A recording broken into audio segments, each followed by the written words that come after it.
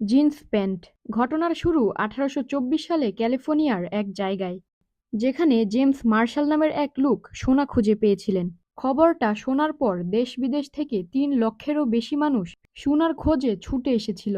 শ্রমিক হয়ে নেমে পড়েছিল কাদা ও পানি ভর্তি জায়গায়। ঘন্টার পর ঘন্টা পরিশ্রম করার পরেও মিলত এক চিমটি সোনা। অনেক কষ্টকর ছিল এই কাজ। সবাই সাধারণ পোশাক পরেই এই কাজে নামত। প্রতিদিন ঘন্টার পর ঘন্টা কাজ করার ফলে তাদের কাপড় অনেক বেশি ময়লা হয়ে যেত এবং ছিঁড়ে যেত। সেই কাপড় সেলাই করার জন্য তারা যেত বিদেশ থেকে আসা এক দর্জি জেকব ডেভিসের কাছে। প্রতিদিন কাপড় সেলাই করা তার জন্য বেশ কষ্টের কাজ ছিল। তখন তিনি চিন্তা করতে লাগলেন, কি করে শ্রমিকদের এমন কাপড় দেয়া যায় যা সহজে ছিঁড়বে না এবং যেটা পরে তারা ঘন্টার পর ঘন্টা অনেক পরিশ্রমের কাজ করতে পারবে। সেই সময় 1851 সালে জার্মানি থেকে আমেরিকায় এসেছিল লিভাইস ক্রস। তিনি বিভিন্ন জিনিসের অর্ডার সাপ্লায়ার ছিলেন।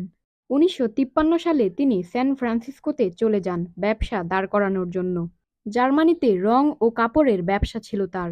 সেই ব্যবসার শাখা খুলেছিলেন আমেরিকাতেও। সেই দোকানে কাপড় কিনতে গিয়েছিলেন জেকব ডেভিস। তিনি বললেন শ্রমিকদের জন্য টেকসই কাপড় লাগবে। দুজনেই দোকানের গোডাউনে কাপড় খুঁজতে লাগলেন। সেখানে তারা মোটা নীল রঙের কাপড় খুঁজে পান, কিন্তু সেটা পোশাক বানানোর জন্য উপযোগী ছিল না। 17 শতকে মালবাহী জাহাজের ডেকের জিনিস ঢাকতে এবং তাঁবু তৈরিতে এই কাপড় ব্যবহার করা হতো। সেই কাপড় দিয়েই প্যান্ট তৈরি করেছিলেন জেকব ডেভিস। শ্রমিকরা এই প্যান্ট অনেক বেশি পছন্দ করেছিল। তারপর আস্তে আস্তে এই প্যান্ট উচ্চবিত্ত মানুষেরাও পরতে শুরু করল এবং এভাবেই আবিষ্কার হলো জিন্স প্যান্টের।